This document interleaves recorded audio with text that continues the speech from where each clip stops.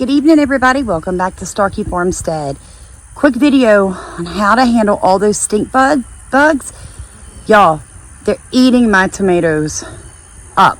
Squash bugs, under control. That nonsense on the tomatoes, what can a girl do?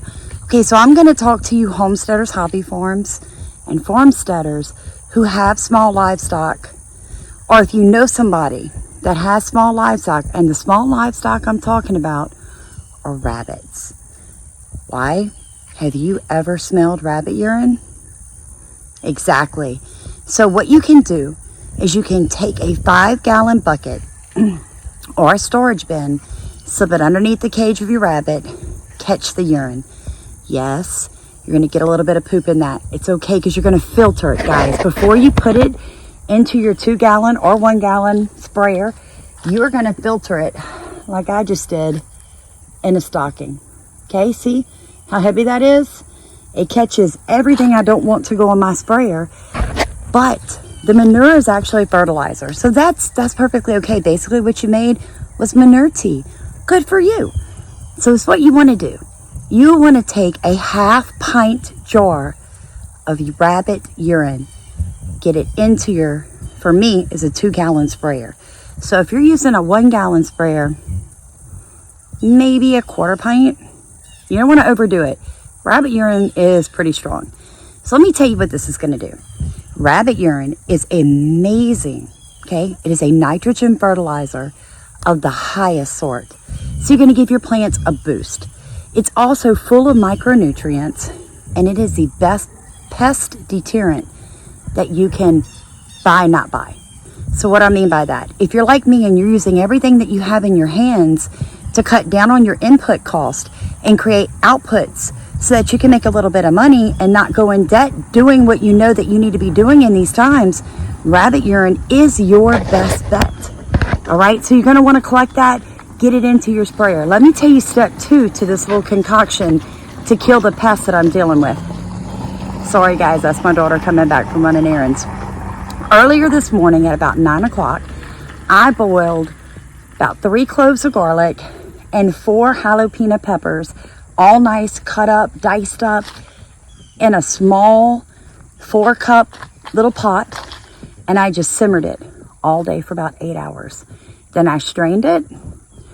Now it's down to about 2 cups, and I poured that into my 2-gallon sprayer. So now I've got rabbit urine and basically some manure tea. And on top of that, I've got a garlic and jalapeno mixture all together in this 2-gallon sprayer. Why? Because I'm fixing to show you what happens when you spray that on top of pests. They don't want anything to do with it. This way, I can run the pest off. I can give my plant all the things that it needs to be healthy and strong and get to a point where it can fight the pest off. But I'm not killing anything, any beneficial bugs, nothing I'm using is toxic, but it's amazing. And let me tell you why I use garlic.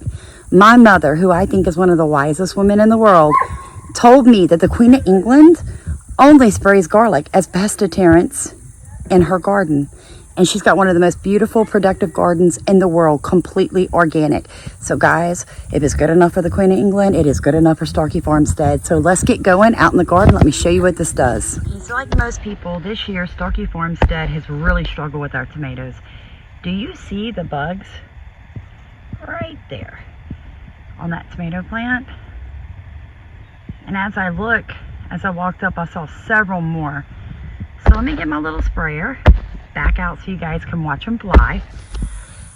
And I spent a good bit of my morning removing. Now I know what a lot of people are going to say. Well, you sprayed them, so they flew off.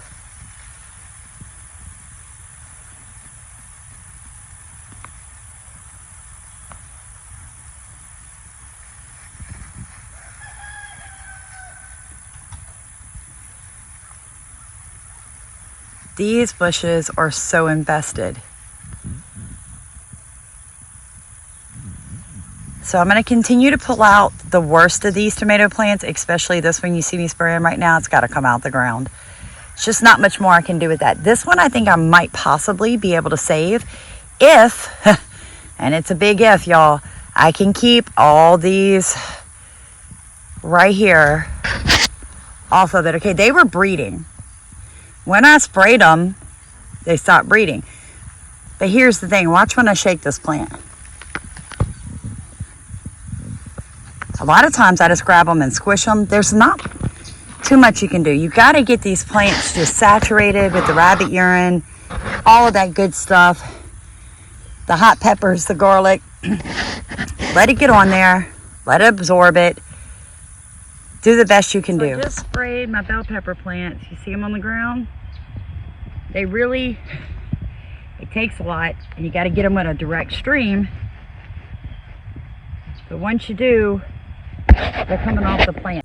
So garlic has been known for many generations to not only be an antifungal, guys, that can get rid of things like yeast infections, candida. It is also known as an antibacterial and an antiviral. So it's just a really good overall addition to excuse me, your foliar sprays.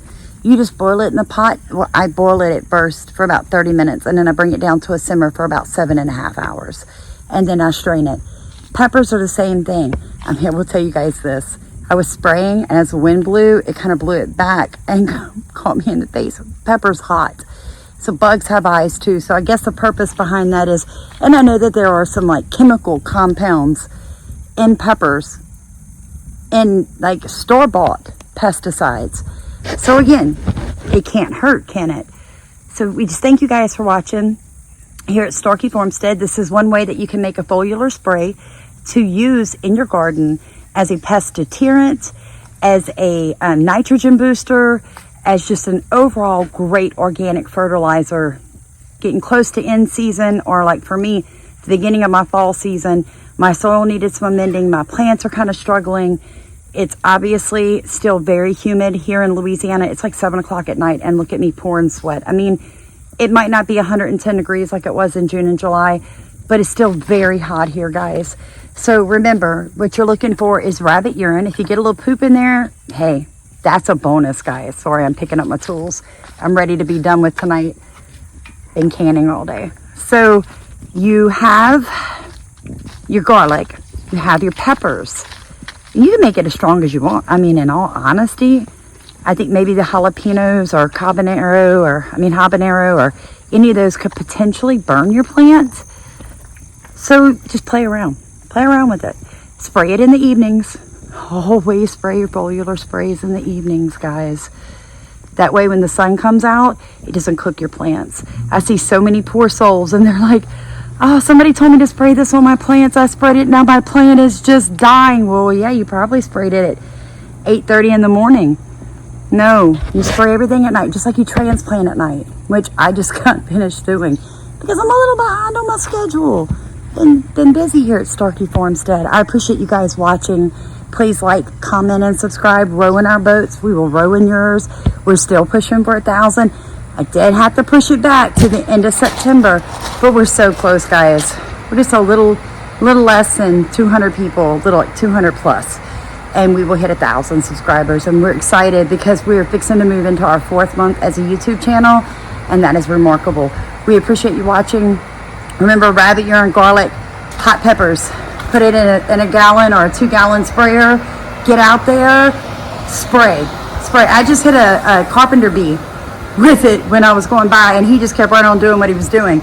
But the point behind it is it's going to boost the health of your plant.